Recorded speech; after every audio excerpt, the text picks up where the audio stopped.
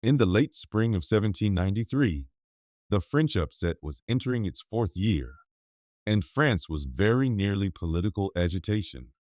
In Paris, political radicals had held on to control of the upset. They guillotined the Lord. What's more, forced a rule of dread that managed synopsis equity to all associated foes with the upset. Wanting to bind together the new republic, France's pioneers had pronounced battle on the Habsburg domain.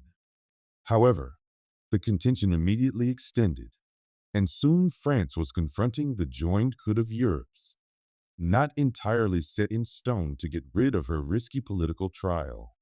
In the meantime, entire districts of France had turned out in open revolt, stunned by the new fanaticism of the unrest. In August, the Republic experienced a further, possibly deadly, blow when the city of Toulon joined the revolt. Toulon was France's biggest and generally significant maritime base in the south, home to 33% of the whole French naval force. In any case, presently rebels invited their old adversary, the English Imperial Naval Force, into the port, drove by Chief of Naval Operations Master Hood on board HMS Triumph. It was a phenomenal overthrow without a shot being discharged. The partners had disabled French maritime power in the Mediterranean and acquired an essential foothold on the French coast. All French powers in the space were quickly redirected to confront this new danger and lay attack to the dissident port. 19,000 soldiers altogether. Yet since most French officials had been blue bloods, who were currently escaping the upheaval on a huge scale, they were genuinely shy of expert initiative. Their commandant, General Jean-Francois Carteau, was a steadfast conservative, however a court painter in terms of professional career, with no tactical preparation. To exacerbate the situation, one of his couple of expert officials, his big guns commandant Colonel Don Martin, had been severely injured on the way to deal with Toulon. Antoine Salicetti, a Corsican delegate of the public show in Paris, suggested as his substitution a kinsman, 24-year-old big guns official who was passing Toulon on the way to the front, named Napoleon Bonaparte, or Bonaparte. Bonaparte was an expert fighter. However, he'd seen basically no dynamic help. By and by, Salicetti was dazzled by his way, and in particular, his legislative issues.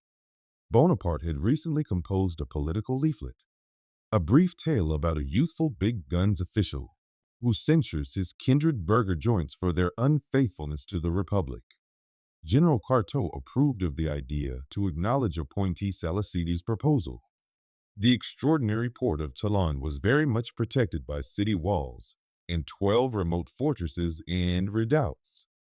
They were held by 2,000 English officers and mariners, 6,000 Spanish soldiers, 6,000 Neapolitans, and 800 Sardinians. Cannons would be the way to defeating these imposing safeguards.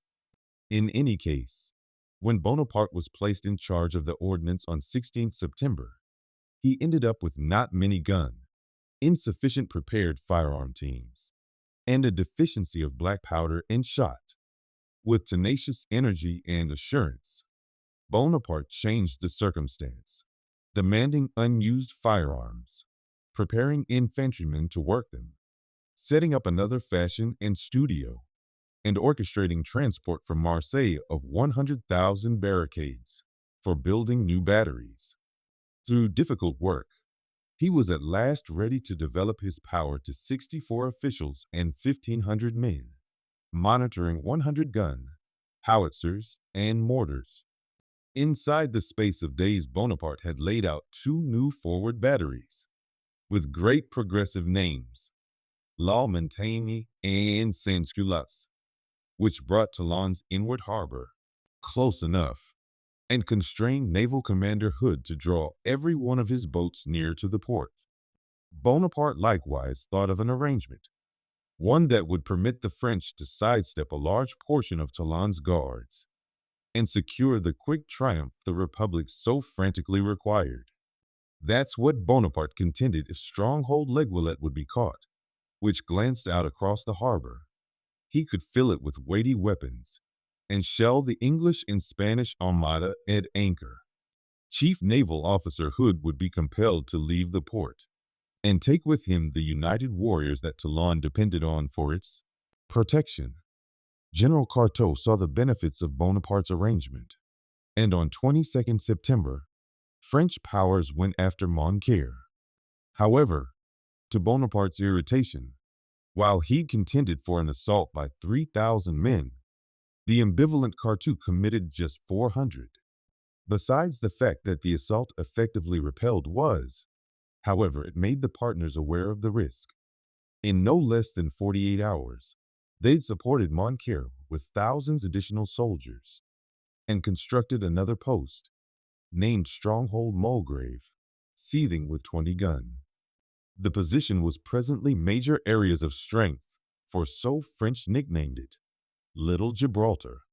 At long last, in mid-November, an accomplished, proficient trooper showed up to assume control over French powers, General Dugommier. He saw on the double that Bonaparte's arrangement was the best way to take Toulon, and gave it his full sponsorship. Bonaparte, elevated to major, got to work, administering development of a few additional batteries in anticipation of the unequivocal attack. One forward battery was so presented to foe fire that men would not be sent there. So Bonaparte renamed it La Batterie des Hommes Sans Peur, the battery of men unafraid. Furthermore, unexpectedly, there was no lack of workers. It was an early showcase of Napoleon's virtuoso for rousing his warriors, one that would work well for him in the years to come. On 30th November, the unified land powers commandant, English General Charles O'Hara, attempted to hold on to back the drive, driving an attack on the new French batteries confronting stronghold Malbousquet.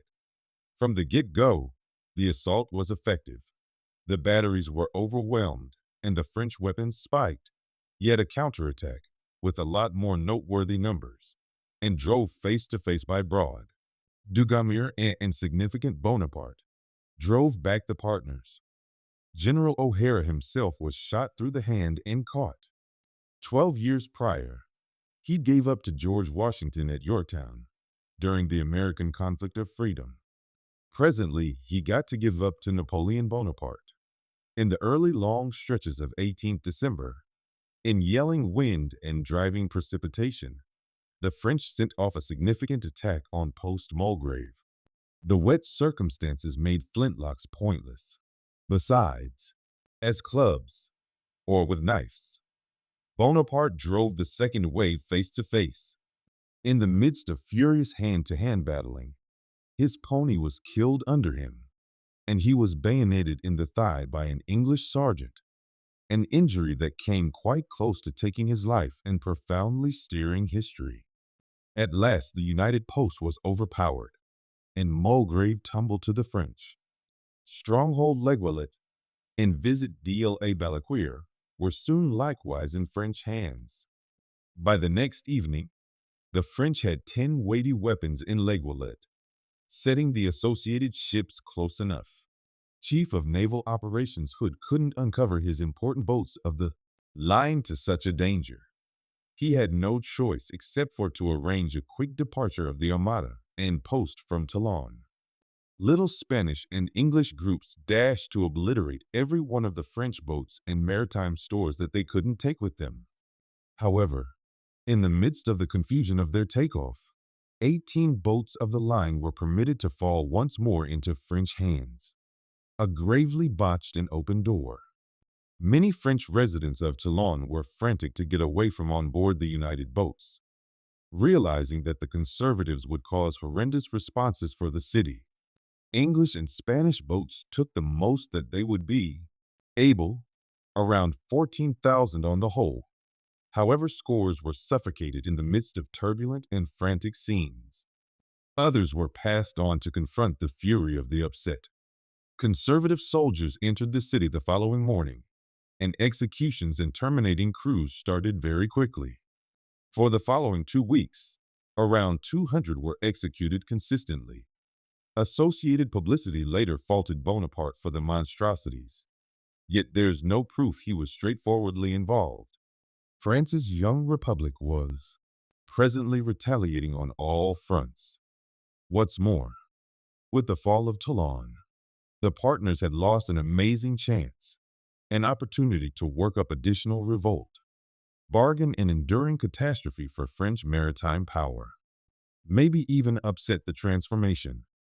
Be that as it may, all things considered, the French Republic had endured one of its most prominent storms.